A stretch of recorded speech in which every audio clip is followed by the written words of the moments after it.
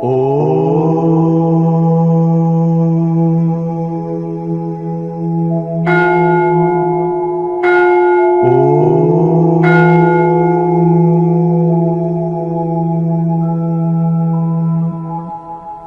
ప్రపంచంలో సుఖంగా ఎవరున్నారయ్యా అంటే శంకరాచార్యులు ఏం చెప్తున్నారు చెప్పండి. పెద్ద బిల్డింగ్ లో ఉన్న వాళ్ళ, బెంచ్ కార్లో తిరిగే వాళ్ళ, చెప్పండి, 5 స్టార్ హోటల్లో భోజనం చేసే వాళ్ళ, ఎవరు?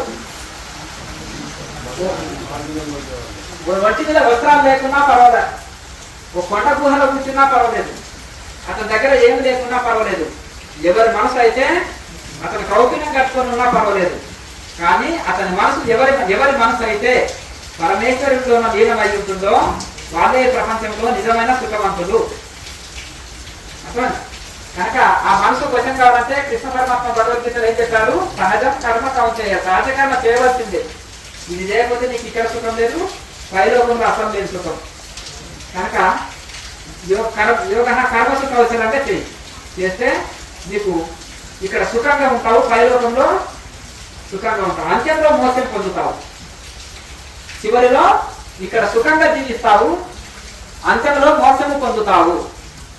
కనుక సాక్షాత్ కృష్ణ పరమాత్మ మరి మనకు చెప్పినాక మనం వినొద్దాం అట్లా. కనుక అది ఏంటి? భగవద్గీత అంటే భగవంతుడు చెప్పిన గీత, భగవాను వాచ కృష్ణ వాచ కాదు, అంతేనే కదా. శ్రీకృష్ణుడు చెప్పాను లేదు, భగవంతుడు చెప్పాను, భగవాను వాచ. కనుక సాక్షాత్ భగవంతుడు చెప్పిన మాటలు. మానవుడు రాసిన శాస్త్రాలు భేదంతో ఉంటాయి, స్వార్థంతో ఉంటాయి, ఎంతో కొంత స్వార్థం ఉంటుంది మనిషి రాసిన శాస్త్రంలో కానీ బోధనలో కానీ. మానవుడు సృష్టించిన మతంలో కూడా కొంత స్వార్థం ఉంటుంది, కానీ భగవంతుడు సృష్టించిన, అందుకనే మలయాళ స్వామి అంటాడు, దైవ మతము ప్రతిష్ఠిత మతము కాక అంటాడు. దైవ మతము, దైవం స్థాపించిన మతము, అందులో స్వార్థం లేని మతము, అదే ప్రతిష్ఠింపజేయాలి. కనుక భగవంతుడు రాసిన గ్రంథమే భేదం లేని గ్రంథము, అదే వేదము. వేదంలో భేదం ఉండదు, అట్లా మళ్ళీ ఎవరైనా కొత్తగా చేస్తే ఉంటాయి. కనుక మానవుడు రాసిన శాస్త్రాల్లో భేదం ఉంటుంది, ఎంతో కొంత. మానవుడు పెట్టిన మతంలో కూడా భేదం ఉంటుంది, నువ్వు వేరు నేను వేరు అనేది, అంతేనా కదా. ఏదో కులాన్నైనా ఎక్కువ చేస్తారు, తక్కువ చేస్తారు, కానీ భగవంతుడు పెట్టిన దాంట్లో ఒకే దేవుడు, ఒకే జాతి, ఒకే మతం, అర్థమైంది కదా. భేదం ఉండదు భగవంతుడు స్థాపించిన మతంలో కానీ శాస్త్రంలో కానీ. కనుక అందుకనే దైవ మతం ప్రతిష్ఠిత మతం కాక అని ప్రార్థనలో చెప్పిస్తుండే, అట్లా మలయాళ స్వాముల వారు చెప్పిస్తుండేవారు. కనుక ఈ విధంగా అందుకనే వేద మతముని నేను వ్యాప్తి చేస్తాను, వేద ధర్మాన్ని అని స్వామి దయానంద సరస్వతి వేద ధర్మాన్ని. ఇది భగవంతుడు చెప్పింది, భేదం లేదు ఇందులో వేదంలో. కనుక ఈ వేద ధర్మం అంతటా వ్యాప్తి చేయాలి. ఉన్నది ఒకటే ధర్మం, వేద ధర్మము, ఉన్నది ఒకటే మతం, వేద మతము అని కనుక స్వామి దయానంద సరస్వతి చెప్తారు. కనుక మీరు చక్కగా ఈ యొక్క క్రియాయోగం అనే కల్పవృక్షం మీ ఇంట్లో నాటుకోండి. క్రియాయోగం అనే చింతామణిని మీరు ధరించండి మెడలో. ఏంటిది? డైమండ్. ఆడవాళ్ళు తాళి కట్టించుకుంటారు చూడు, చనిపోయిన దాకా తాళి తీసిపెడతారా ఇప్పుడు పక్కకు తీసిపెట్టిందా చూసిందా? ఇప్పుడు తాళి పక్కకి తీసిపెట్టాను, అంతేనా? ఎప్పుడు చనిపోయినప్పుడు తీస్తారు, అంతే కదా. భర్త చనిపోయినప్పుడు తీస్తారు. కనుక అట్లా ఆడవాళ్ళు తాళి మెడలో ధరించినట్టుగా ఏం చేయాలి? అందుకనే సాధువుల్లో ఒకసారి ఏం చేస్తారంటే గురువు మాల ఒకటి మెడలో వేస్తారు, ఒకటి కంటి అంటారు, దాన్ని ఏమంటారు?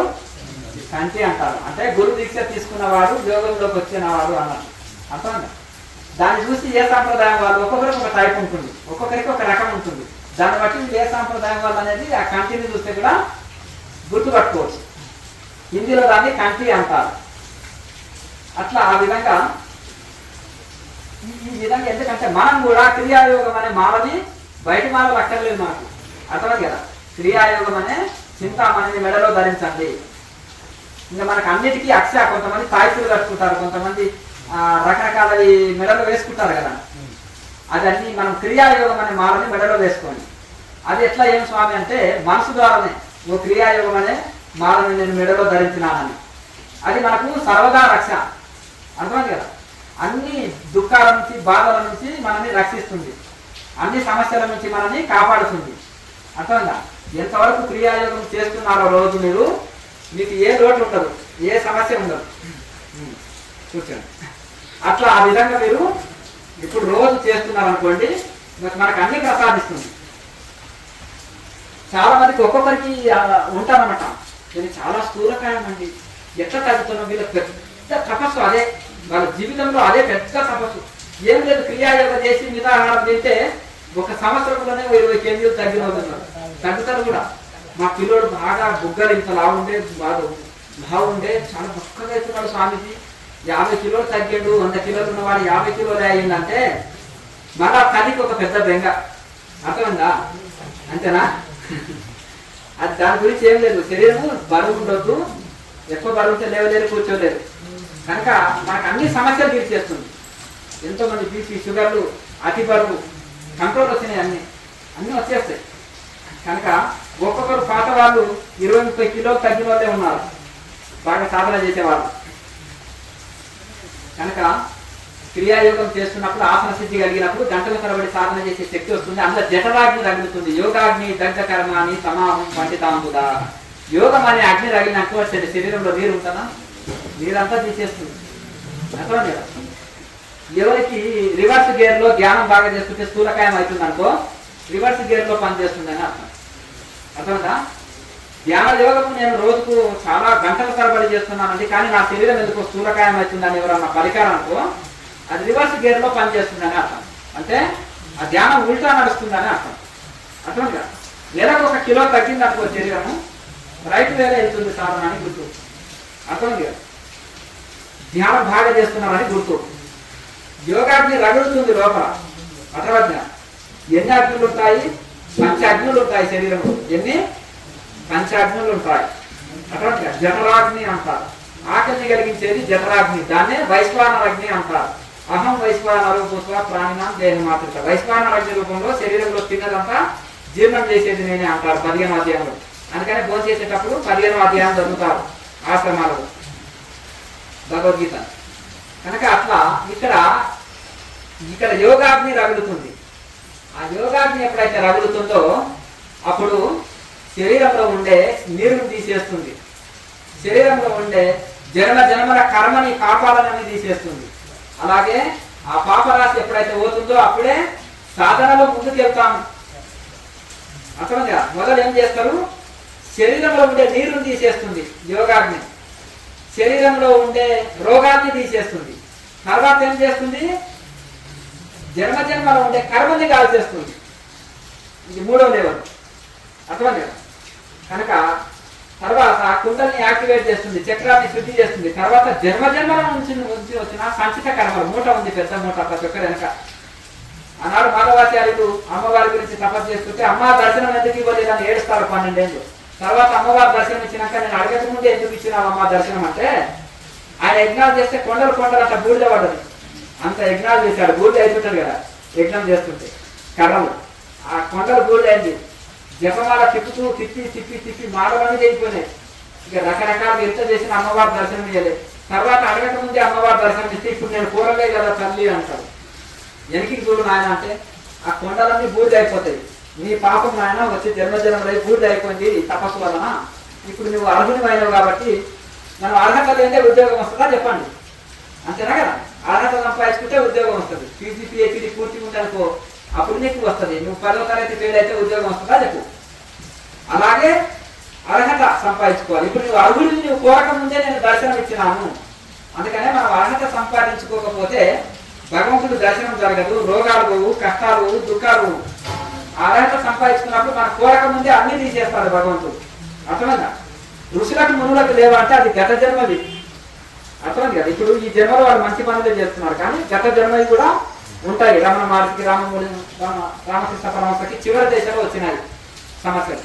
కనుక వాళ్ళు ఇక్కడనే క్లియర్ చేసుకొని కర్మని క్లీన్గా వెళ్ళిపోతారు. ఇంకా అట్లా కనుక ఉన్నదంతా ఇక్కడే గడిగేసుకుంటారు. మనం ఇవి తొలగించాలని అనుకుంటాం. ఇక్కడ అవి ఇక్కడే వాళ్ళు అనుభవించి తీర్చుకుంటారు. కొత్తగా కర్మ సృష్టించుకోకూడదు, పాతది అనుభవించి తీర్చుకోవాలి. అనుభవిస్తే పోతుంది. కనుక యోగం ద్వారా కొంత దగ్ధం అవుతుంది, కొంత అనుభవిస్తే పోతుంది. కనుక ఈ విధంగా యోగం అనే అగ్ని ఏ రకంగా అంటే మొదలు రోగాలు తీసేస్తుంది, శరీరం పవిత్రం చేస్తుంది. ముడి బంగారము ఇనుము రాగి ఇత్తడి కలిసి ఉంటుంది. నిప్పుల్లో వేసి పుటం పెట్టినప్పుడు ఇనుము రాగి ఇత్తడి పోయిన తర్వాత స్వచ్ఛమైన మేలిమి బంగారం ఏమంటారు? గ్రామ్ ఎంత అండి, తులం ఎంత అండి అంటాం. ముడి బంగారాన్ని టన్ను ఎంత అండి, టన్ను ఎంత అంటాం. అర్థమైనా? కిలో ఎంత అని అడుగుతాం. బంగారం వెళ్ళి కిలో ఎంత అని అడుగుతారా? షాపులు లేవరా అడుగుతారా? చెప్పండి. మధ్యతరగతి వారు అంటే ముడి బంగారం అంటే టన్ను ఎంత అండి అంట ఇనుమును అడిగినట్టు. అంతేనా? టన్ను అని అడుగుతాం ఇల్లు కడుతుంటే టన్ను ఎంత అండి ఐరన్ అని. అలాగే అట్లా మరి తులం ఎంత అనే విలువ వచ్చింది దానికి. ఎందుకు? స్వచ్ఛమైన బంగారం, మేలిమి బంగారం అయింది. అలాగే సాధకుడు కూడా తమో గుణము, రజో గుణము, సత్వగుణం అని 3 గుణాలు ఉంటాయి. ఇనుము రాగి ఇత్తడి. మనసు బంగారం, అందులో రాగి ఇత్తడి ఇనుము కలిసినప్పుడు విలువ లేదు. ఆ రాగి ఇనుము ఇత్తడి పోయింది అనుకోండి, పుటం పెడితే తీసేసాం అనుకో, అప్పుడు స్వచ్ఛమైన బంగారం. అది ఇక చెడదు, తోమవలసిన అవసరం లేదు. రోజు ఇత్తడి పాత్ర అయితే రోజు దోమాలి, అంతేనా కదా? రోజు దోమపోతే చిలుము పడుతుంది. బంగారం అయితే తోమనక్కర్లేదు, అందుకని అంత విలువ బంగారం, అంతేనా కదా? బంగారం తేజాపు వేసినా వారం ఉన్నా కరిగిపోదు. అదే ఇత్తడి వేసినా అనుకో కరిగిపోతుంది. రాగి వేసినా ఇనుము వేసినా తేజాపు ఉంటుంది కదా. అందులో వేసి పెట్టినాం అనుకో మొత్తం కరిగి నీళ్లు అవసిపోయి నీరు అవుతుంది. అదే బంగారం వేసి వారం రోజులు పెట్టినా ఏమి కాదు, అర్థమైందా? దానికి ఏమి కాదనమాట. అది అందుకనే బంగారము అంత విలువ అన్నమాట. కనుక స్వచ్ఛమైన బంగారం లాగా సాధకుడు కూడా తమో గుణము, రజో గుణము, సత్వగుణం అనే 3 గుణాలు సాధన చేసినప్పుడు వెళ్ళిపోతాయి. కనుక మొదలు ఈ యొక్క యోగాగ్ని రగిలినప్పుడు శరీరంలో ఉండే రోగాల్ని తీసేస్తుంది, శరీరంలో ఉండే ఆరోగ్య సమస్యని తీసేస్తుంది. తర్వాత మనలో ఉండే తమో గుణము, రజో గుణము, తర్వాత కుండని యాక్టివేట్ చేసి చక్రాలు శుద్ధి చేసి తమో గుణము, రజో గుణము, సత్వగుణం అనే ఈ 3 గుణాన్ని మన నుంచి తొలగించి విశుద్ధ సత్వగుణంలో ఉంచుతుంది సాధకుడు. ఆ సముద్రం రాకుండా ఎవరైనా కథనం మనని పరిపూర్ణులుగా, పవిత్రులుగా చేస్తుంది. ప్రాణాయామం ఇంత లాభం చేస్తుంది. మరి మనకు మరి చేయాలన్నా వద్దా? మరి నేర్పే గురువులు ఉన్నారు, నేర్చుకోనికి శరీరం ఉంది.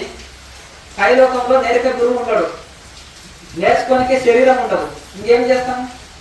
అది అనుభవించేట్లే. స్వర్గంలో సుఖాలు, నరకంలో దుఃఖాలు అనుభవించడానికినే, కానీ చేయడానికి కాదు. ఇది కర్మభూమి.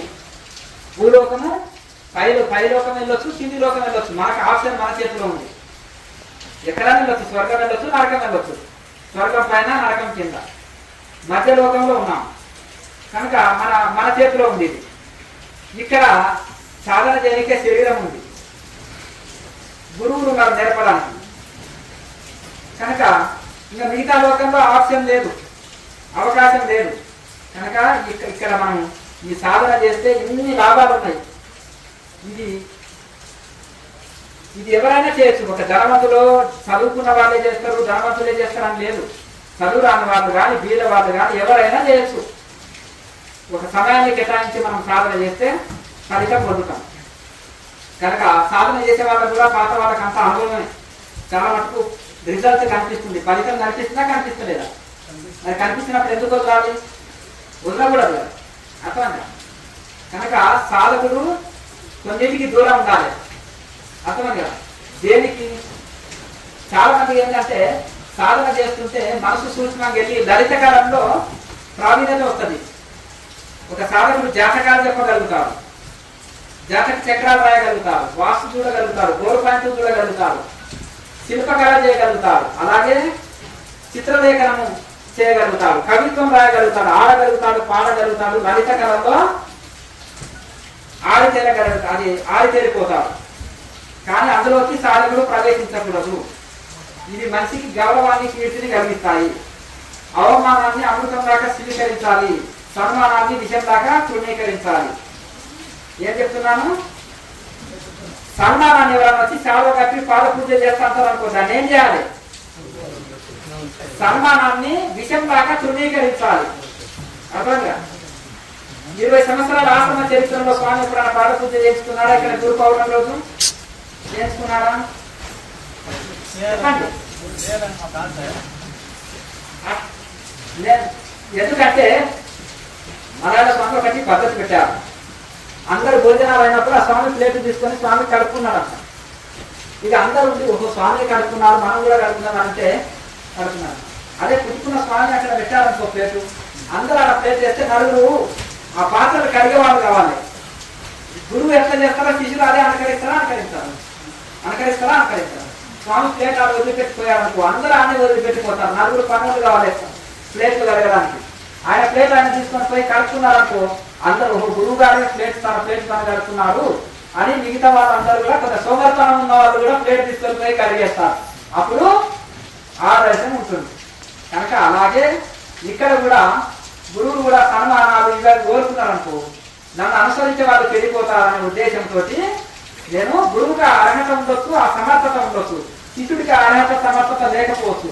ఇక గురువు చేశారని శిష్యుడు కూడా అలా ప్రవర్తించాలనుకో చెడిపోతారనే విచార భావంతో అలా చేయరన్నమాట. ఇంకొకటి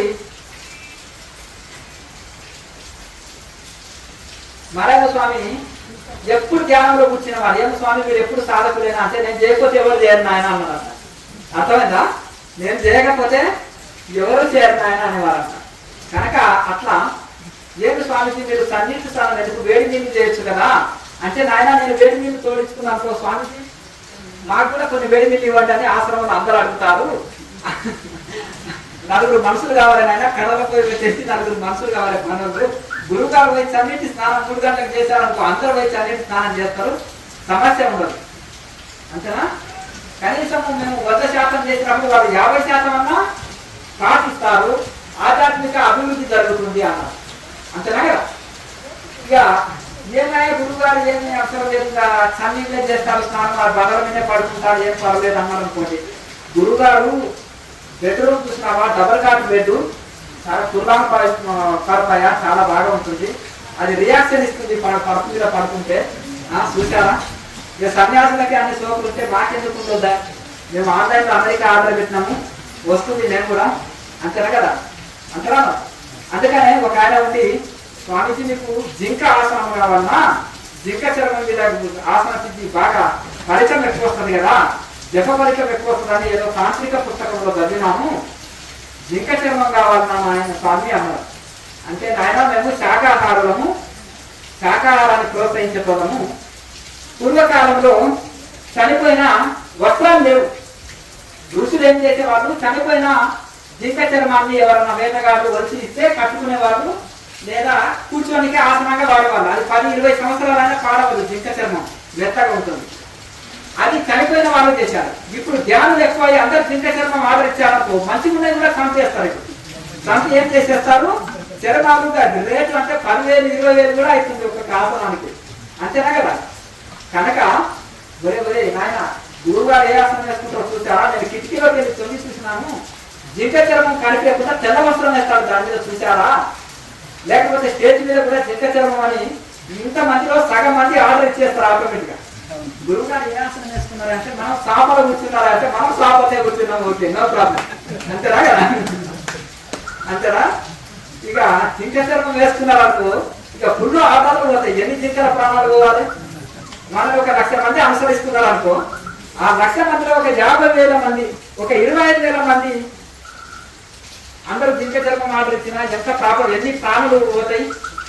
అంతేనా కదా? కనుక ఆ పని చేయద్దు. ఆ పూర్వకాలంలో వస్త్రాలు లేవు. ఇప్పుడు జింక చర్మం లాంటి ఆసనాలు వచ్చినాయి కదా, రంగుల ఆసనం అంటారు.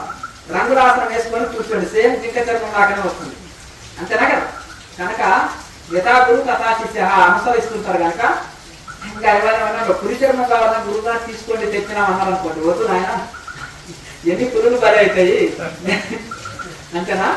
మనం వేసుకున్న వరకు అందరూ వేసుకుంటారు.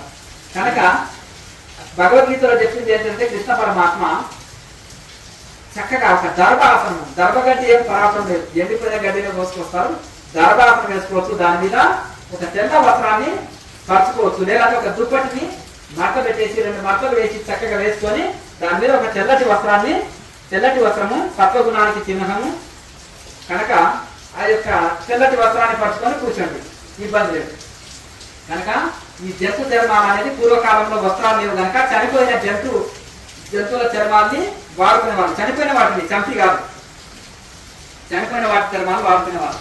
కనుక మీరు ఈ విధంగా ఇది చేస్తే సరిపోతుంది. కనుక ఆ విధంగా ఇప్పుడు అడగకుండా అయింది కానీ ఒక 10 ఏళ్ల కింద 10 సంవత్సరాల కింద ఊరికి అడుగుతుంది. కనుక ఈ విధంగా మనము సాధన అనేది చాలా ముఖ్యం. ఎవరైతే ప్రాణాయామ అభ్యాసం చేసి 6 ముద్రలు వేసి సాధన చేస్తారో మనోగాయం జరుగుతుంది. ఇవి చిన్న చిన్న విషయాలే కానీ మనకు జీవితంలో మనము కనుక భగవద్గీతలో ఏ ఆసనం వేసుకోవాలి, ఎంత ఎత్తులో కూర్చోవాలి, మనసు ఎట్లా నిలపాలి, శరీరం ఎట్లా కూర్చోబెట్టాలి, సాధన ఎట్లా చేయాలి, మనసు బయటికి వెళ్తే మనం దాన్ని ఎట్లా అంతర్ముఖం చేసుకోవాలని చిన్న చిన్న విషయాన్ని కూడా కృష్ణ పరమాత్మ ప్రతి చిన్న విషయాన్ని కూడా ఇది చేశాడు. అది నిఘంటువు లాగా, డిక్షనరీ లాగా.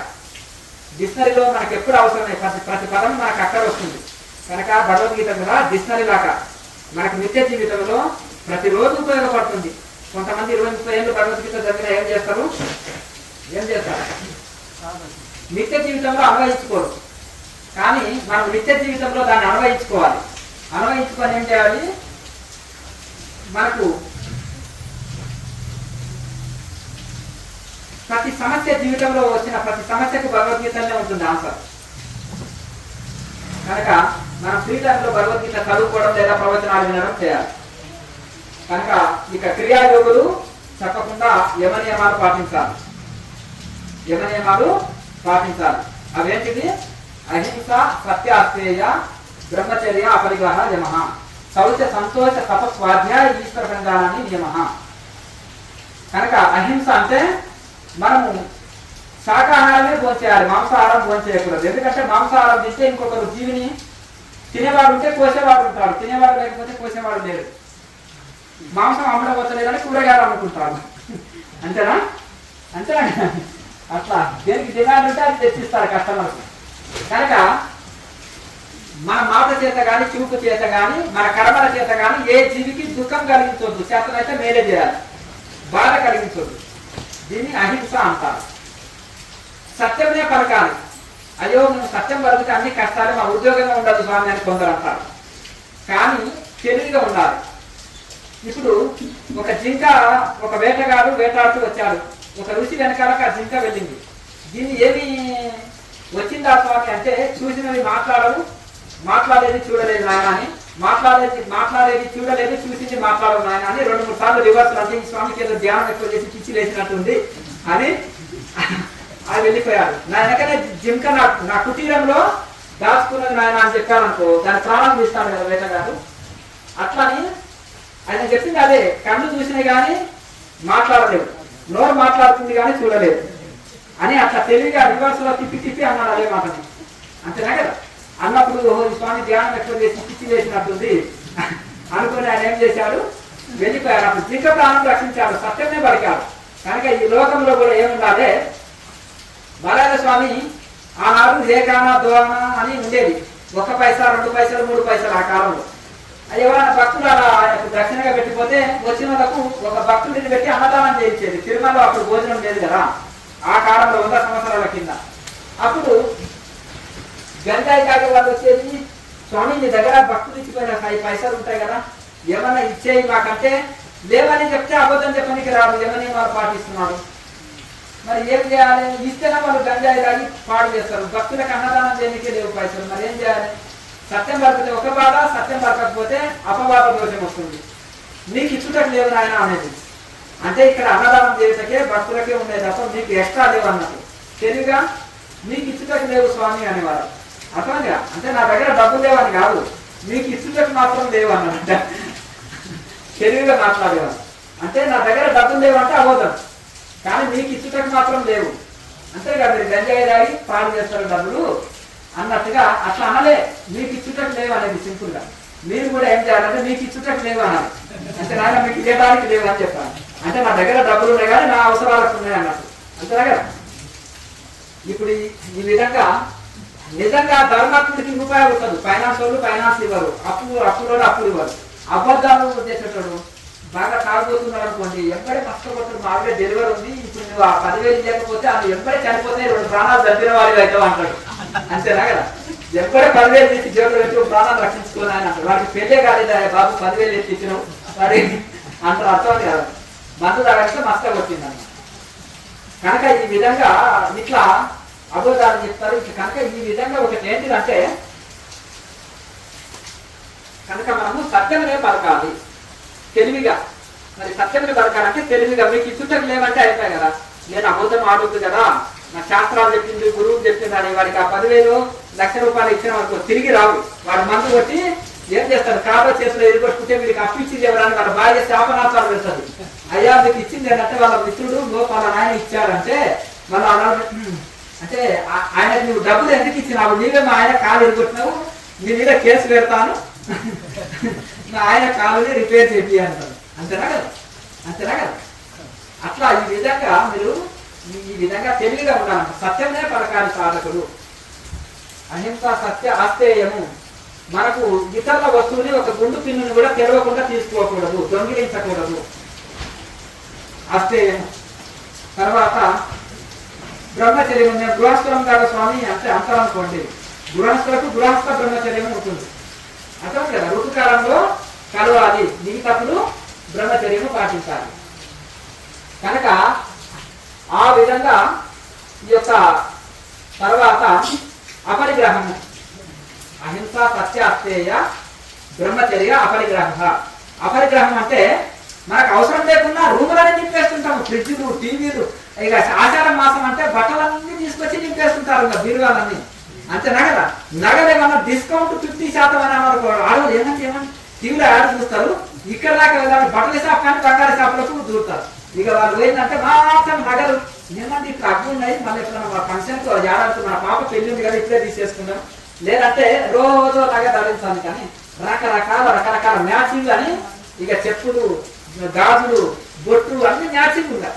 బ్యాగ్ వేసుకునే బ్యాగ్ కానుంచి ఇంకా అన్ని దానికోసం రకరకాల కొనిపెడతాం అవసరం లేకుండా. కానీ అంటే ఒకసారి మరాఠ స్వామి అంటారు, మీరు పట్టు వస్త్రాలకు 1,00,000 రూపాయల పట్టు చీర కట్టే బదులు నార్మల్ చీర కట్టినప్పుడు ఒక బీద వాళ్ళకి ఒక 20-30 మందికి మీరు నార్మల్ వస్త్రాలు ఇవ్వాలి. పట్టు చీర పాతదని ఇవ్వద్దు, అది కట్టుకోలేరు కదా బీదవాడు. బీదవాడికి పట్టు చీర పాతది ఇస్తానంటే కుదరదు, అంత ఖరీదు వేయకూడదు. ఎందుకంటే వాళ్ళు రెగ్యులర్ గా ఏదైతే ధరిస్తారో సాదా సీదా బట్టను అదే ఇచ్చిందనుకో వాళ్ళకి సరిపోతుంది వాళ్ళకి. కనుక మనం ఆ 1,00,000 రూపాయల చీర కట్టే బదులు కొన్ని ఒక 100 మందికి బీద వాళ్ళకి మనం వస్త్రాలు కట్టుకున్నట్టు ఇవ్వచ్చు. మనము మధ్య రకమైన వస్త్రాలు ధరిస్తే కనుక ఆ విధంగా అవసరం లేని వస్తువుల్ని పోగు చేయకూడదు. అర్థమైందా. ఇది ఇంటి నిండా నింపేస్తుంటాం. మనకు అవసరం లేనిది సాధకులు అనే వాళ్ళు మనకు అవసరం లేనిది ఎంత విలువైందైనా స్వీకరించకూడదు. ఒక ఆయన 15 సంవత్సరాల కింద 20 లక్షల కారు తీసుకొని వచ్చారు. గురువుగారు మీరు ఎక్కి తిరగనికే నడుచుకుంటూ తిరుగుతారంట, మీకు చాలా కష్టంగా ఉంది, నాకు బాధ చేస్తుందండి, మీకోసం మేము ఒకసారి వచ్చినాము. అర్థమైంది కదా. మీరు నడుచుకుంటా వెళ్ళి నడుచుకుంటూ వచ్చారు కదా, ఇంత లేట్ అయింది. అదే కారు ఉన్నదనుకో ఏనుగుని కట్టేసిపోతే మేత ఎవరే అన్నాయినా ఎద్దుల బండి అంత వేయాలి మేత ఏనుగుని. బీదవాడికి ఏనుగు ఇస్తే ఉందా, బీదవాడికి ఏనుగు ఇచ్చారనుకో, బీదవాడికి కారు ఇస్తే ఎట్లా, వాడికి సైకిల్ ఇస్తే చాలు, ఎందుకు పెట్రోల్ ఖర్చు లేదు. అవునా. బీదవాడికి ఒక సైకిల్ ఇచ్చిన అనుకో నో ప్రాబ్లం, ఓ పంపు తెచ్చి పెట్టుకుంటాడు, గాలి కొట్టుకుంటాడు, నడుపుకుంటాడు. అంతేనా కదా. ఇక అదే నువ్వు కారు ఇచ్చింది అనుకో కష్టం కదా, నడపనికి రాదు, డ్రైవర్ని పెట్టుకోవాలి, అంతా అతను కూలీ డబ్బులు డ్రైవర్కే దొరకవు. కనుక చూసి ఇవ్వాలన్నమాట. తమకు నస్తుడు దానం చేసింది అనుకో పాతిపోయింది, ఎండిపోయినవి, కాయలు కుళ్ళిపోయినవి, సారైనవి పెడతారు. రథోపు నస్తుడు చేసింది పెట్టింది అనుకో భోజనం బాగా దాహం వేసేటివి, ఉప్పు కారాలు ఎక్కువ, మసాలా వస్తువులు అవి దానం చేస్తారు. సత్వగుణస్తులు అనుకో సాత్వికమైన భోజనం, శుద్ధ భోజనం, ఇప్పుడు తినటకు ఉపయోగపడేది. అర్థమైంది. సారవంతమైన భోజనం చేస్తారు. అట్లా ఏదైనా దానం చేస్తే వస్తువులు కూడా అంతే అన్నమాట. వీళ్ళ ప్రెస్టేజ్ కోసం ఇస్తారు ఏదైనా దానం చేస్తే రజోగుణస్తులు. అర్థమైంది, వాడికి ఉపయోగపడదు. అర్థమైందా. కనుక అట్లా ఈ విధంగా నాయన కాళ్ళు గట్టిగానే ఉన్నాయి పట్టుకెళ్ళాను. అర్థమైందా. నువ్వు కాళ్ళు గట్టిగానే ఉన్నాయి నాయన అపరిగ్రహ. మరి ఎందుకు స్వామి కాలు వద్దంటున్నానంటే స్వామి అపరిగ్రహం పాటిస్తారు. ఆయన కావాలి వస్తువు అవసరం లేని వస్తువు ఖరీదు ఇచ్చినా సరే తీసుకోడు. అంతేనా కదా. ఏదైనా మీరు ఆఫర్ చేసింది అనుకోండి, ఎవరన్నా ఉట్టిగానే వస్తుంది కదా అని స్వీకరించలేకపోతారు. అదే ఫ్రీగానే వస్తుంది ఎందుకు వద్దామని అంతేనా కదా? అంతేనా కదా? ఎవరన్నా ఉండి అమ్మగారు ఏమన్నా అంటే నక్లెస్ తెచ్చారేమో మీరు గిఫ్ట్, ఆమెకు అక్కడ లేని వస్తువు వాడదా తీసుకెళ్ళాలి వాళ్ళ భర్త చెప్పగారు కానీ. అంటే ఏమండి నేను ఈ మధ్యలో మారిపోయినానండి, ఏం పర్లేదు, అంత పెద్ద ఖరీదైన నగ తీసుకుంటే వద్దంటారండి మీరు. అంటే నాకు ఎవరికైనా బంధువులకైనా పెట్టవచ్చు మళ్ళీ అనొద్దు అన్నమాట. అంతేనా కదా? అట్లా ఇంట్లో వాళ్ళు అపరిగ్రహ అంటే మనకు అవసరం లేని వస్తువు, అది ఎంత ఖరీదుదైనా మనకు అక్కడ లేదు. అక్కడ లేని వస్తువులు పోపు చేసుకోకూడదు. అవసరానికి మించి మనము జమ చేసుకోకూడదు. అర్థమైంది? మరి ఒక మఠం నడుపుతున్నారు, మరి ఎట్లా అంటే మఠానికి సంబంధం అని నాకు సంబంధం లేదు అన్నట్టు ఉండాలి. అర్థమైంది కదా? మఠం పేరు మీద, ఆశ్రమం పేరు మీద ఏదైనా వచ్చేది వస్తుంది. అర్థమైంది కదా? పోయేది ఖర్చు అయ్యేది ఖర్చు అవుతుంది, వచ్చేది వస్తుంటుంది, ఖర్చు అయ్యేది ఖర్చు అవుతుంది. నేను సాక్షిభూతాన్ని అన్నట్టుగా ఉండాలి. ఇప్పుడు ఒక స్వామికి ఏదైనా మఠం నడపవలసి వచ్చినట్టు, గృహస్థులకు యజమాని కూడా ఏదైనా కుటుంబం నడపాలన్నప్పుడు సాక్షిభూతంగా, అర్థమైంది కదా? సాక్షిభూతంగా ఉండాలన్నమాట అన్నిటికీ, ఏది వచ్చినా ఏది పోయినా కానీ. కనుక అపరిగ్రహ అంటే అవసరానికి మించి ఏది పోగు చేసుకోకూడదు. అర్థమైంది? అవసరం మించి ఇది చేసుకోవచ్చు. మనం ఇంట్లో ఇప్పుడు మీరు గృహస్థులు ఉన్నారు, ఒక వెహికల్ ఉందనుకో, కారు, ఏదైనా యాత్ర పోవాలనుకన్నా డ్యూటీకి అందుకోవాలని, ఇప్పుడు వర్షం వస్తుంది చక్కగా డ్యూటీకి పోగలుగుతారు. రోజు పెట్టారు కదా కారులో, రోజు మోటార్ బైక్ యజమాని ఆ రోజు వర్షం వచ్చినప్పుడు ఏం చేస్తాడు, కారు వెళ్ళిపోతాడు, రోజు తిరగడు కదా, ఆ రోజు ఆ డ్యూటీకి అందపోగలుగుతాడు. ఏదైనా వస్తువులు తెచ్చుకోగలుగుతాడు, ఏదైనా చక్కగా ఫ్యామిలీతో యాత్ర పోగలుగుతాడు, ఏదైనా